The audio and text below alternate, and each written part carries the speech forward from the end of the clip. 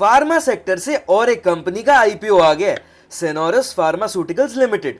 तो कंपनी करती क्या है, कंपनी के फाइनेंशियल्स कैसे, कंपनी किस वैल्यूएशन पे ये आईपीओ लेकर आ रही है, बाकी की आईपीओ डिटेल्स क्या है, और हाँ करंट ग्रे मार्केट प्रीमियम क्या चल रहा है, इसके साथ साथ फाइनली मैं इस आईपीओ में अप्लाई करने वाला हूं या फिर नहीं, सब कुछ इस एक वीडियो में जानते हैं। सबसे पहले हमेशा की तरह इस आईपीओ की टाइमलाइन पर एक नजर मार लेते हैं। तो जैसा कि आप देख पा रहे हो, ये आईपीओ 20 दिसंबर यानी कि फ्राइडे को ही खुल चुका है।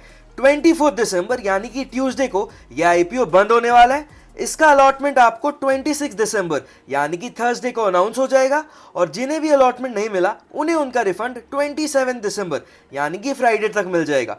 फाइनली ये आईपीओ 30 दिसंबर यानी कि मंडे को अपने इंडियन स्टॉक मार्केट में लिस्ट हो जाएगी।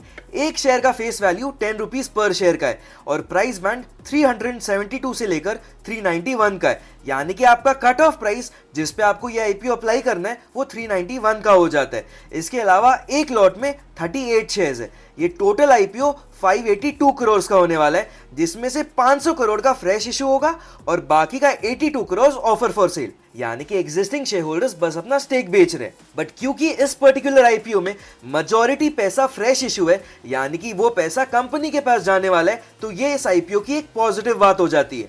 रिजर्वेशन की ओर अगर देखें तो आप देखोगे कि रिटेल कैटेगरी के लिए सिर्फ 10% का कोटा ही एलोकेटेड है, एचएनआई कैटेगरी के लिए वही सेम 15% का, और क्यूआईबी एंकर इन्वेस्टर्स के लिए मिलाकर लगभग 50% का।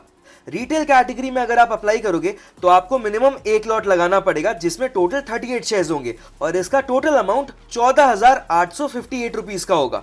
स्मॉल एचएनआई कैटेगरी में अप्लाई करने के लिए आपको मिनिमम 14 लॉट के लिए अप्लाई करना पड़ेगा, जिसका टोटल वैल्यू 2,08,012 रुपीज का निकल कर आता है। इसके अलावा अगर आप काफी ज्यादा रईस हो और आपको बिग एचएनआई कैटेगरी में अप्लाई करना है तो आपको 68 लॉट्स के लिए अप्लाई करना पड़ेगा, जिसका टोटल वैल्यू 10,10,344 रुपीज का निकल कर आता है।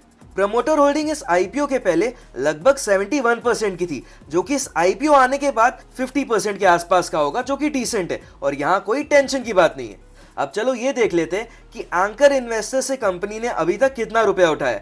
तो एंकर इन्वेस्टर से कंपनी ने लगभग 260 करोड़ ऑलरेडी रेज कर लिया है, और इनके एंकर लिस्ट में कुछ बड़े बड़े म्यूचुअल फंड हाउसेस के नाम भी शामिल है, जैसे कि आईसीआईसीआई प्रूडेंशियल, फिर बैंक ऑफ इंडिया, उसके बाद गोल्डमैन सैक्स, और इसके अलावा कई सारे इंश्योरेंस कंपनीज भी है, जैसे कि Aditya Birla Sun Life insurance, SBI general insurance company और कई सारे। यानी कि इनका एंकर लिस्ट भी ठीक ठाक ही लग रहा है। चलो अब ये देख लेते हैं कि कंपनी आखिर करती क्या। अब क्योंकि एक फार्मा सेक्टर की कंपनी है तो ऑब्वियस सी बात है ये दवाइयां ही बनाएंगी। कंपनी के प्रोडक्ट पोर्टफोलियो में भी कई सारे टैबलेट्स और कैप्सूल्स के नाम शामिल है, जो कि कंपनी प्राइमरीली यूएस, कनाडा और यूके के लिए बनाती है। कंपनी ने अभी तक 55 प्रोडक्ट्स लॉन्च करे हैं, जो कि एंटीबायोटिक, थेरेपेटिक एरिया और एंटी फंगल ट्रीटमेंट में काम आती है। इनका मैन्युफैक्चरिंग यूनिट अहमदाबाद में यानी कि गुजरात में। तो कंपनी के बिजनेस को देखकर तो यही लग रहा है कि सेक्टर तो अच्छा है, लेकिन ये हाईली कॉम्पिटिटिव है, क्योंकि इसमें ऑलरेडी कई सारे प्लेयर्स एग्जिस्ट करते हैं।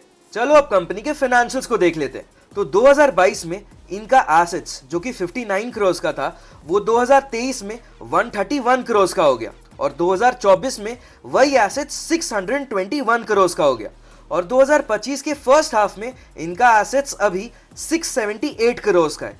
यानी कि इनके एसेट्स में ईयर ऑन ईयर काफी अच्छी ग्रोथ देखने को मिल रही है। स्पेशली 2023 से 2024 तक में कंपनी ने काफी ज्यादा एसेट्स एड अप किए। अब अगर रेवेन्यू को देखें तो रेवेन्यू जो कि 2022 में 14 करोड़ की थी, वो 2023 में 39 करोड़ की हो गई, और फिर 2024 में सीधा 217 करोड़ की हो गई, यानी कि ऑलमोस्ट 450% का ग्रोथ।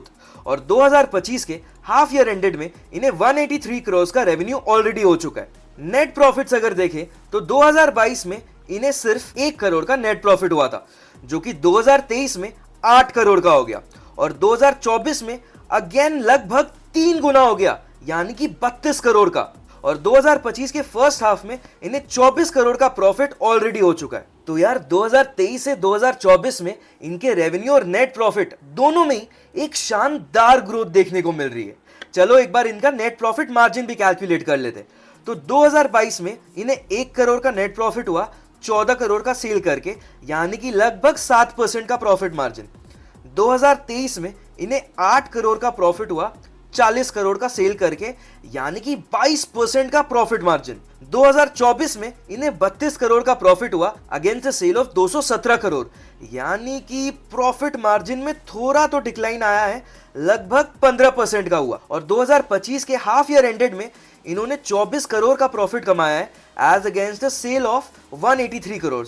तो मार्जिन में थोड़ा सा और डिक्लाइन देखने को मिल रहा है और ये लगभग 13% के आसपास का आ रहा है, यानी कि 2022 में प्रॉफिट मार्जिन 7% के आसपास का था, जो कि जंप होकर 2023 में 22% के आसपास का हुआ। लेकिन तब से इनकी प्रॉफिट मार्जिन डिक्लाइन कर रही है और अभी करेंटली इनका प्रॉफिट मार्जिन 13 से 15% के आसपास का चल रहा है।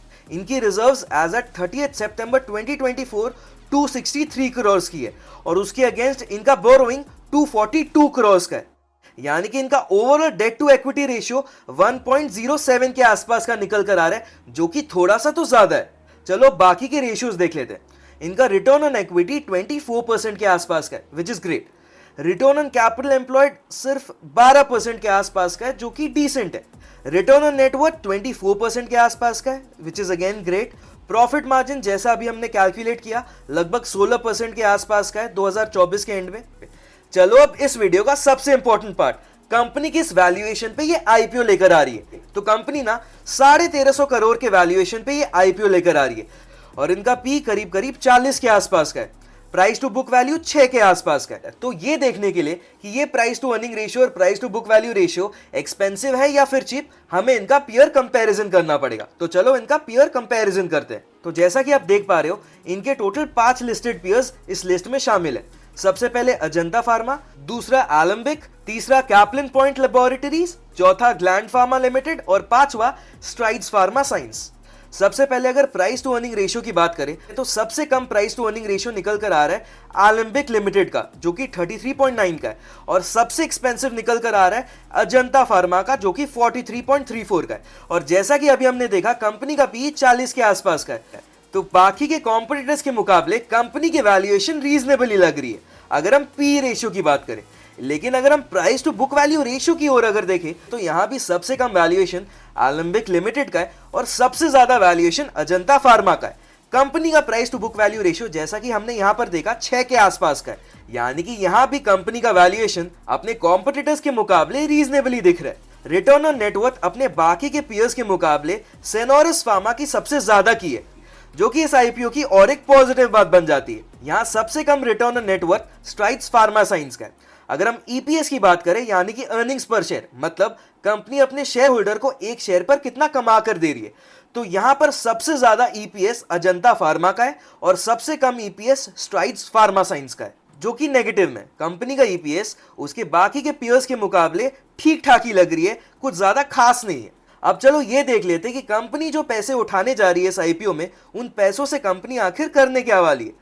तो जैसा कि आप देख पा रहे हो, कंपनी इन पैसों से सबसे पहले अपने सब्सिडरीज में इन्वेस्टमेंट करेगी, जिससे कि कंपनी स्टेराइल इंजेक्शंस के प्रोडक्शन फैसिलिटी को सेटअप करेगी।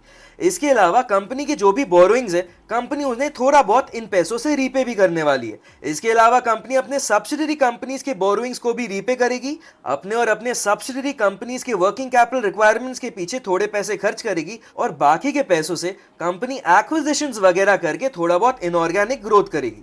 चलो अब इस आईपीओ का सबसे अवेटेड पार्ट, इस आईपीओ का करंट ग्रे मार्केट प्रीमियम क्या चल रहा है। तो जैसा कि आप देख पा रहे हो, अभी इस आईपीओ का ग्रे मार्केट प्रीमियम लगभग 56% के आसपास का चल रहा है, यानी कि ये आईपीओ 40 to 60% के लिस्टिंग गेन्स दे सकता है। बट ऑब्वियसली कभी भी सिर्फ ग्रे मार्केट प्रीमियम पर रिलाई करके किसी भी आईपीओ में अप्लाई नहीं करना चाहिए। दैट इज एग्जैक्टली व्हाई हम लोग ने इस आईपीओ का डिटेल्ड एनालिसिस करा है। चलो अब ये देख लेते हैं कि मैं इस आईपीओ में अप्लाई करने वाला हूं या फिर नहीं। तो हाँ, मैं इस आईपीओ में डेफिनेटली अप्लाई करने वाला हूं, बट ऑब्वियसली ये कोई रेकमेंडेशन नहीं है। ये वीडियो सिर्फ और सिर्फ एजुकेशनल पर्पस के लिए थी एंड आई होप आपको इस वीडियो से काफी कुछ सीखने को मिला होगा और ये डिसाइड करने में भी हेल्प होगा कि आपको इस आईपीओ में अप्लाई करना चाहिए या फिर नहीं। फाइनली, अगर आपको ये आईपीओ का डिटेल्ड एनालिसिस पसंद आया तो इस वीडियो को लाइक करना मत भूलना और ऐसी और वीडियोस के लिए चैनल को सब्सक्राइब जरूर कर लेना।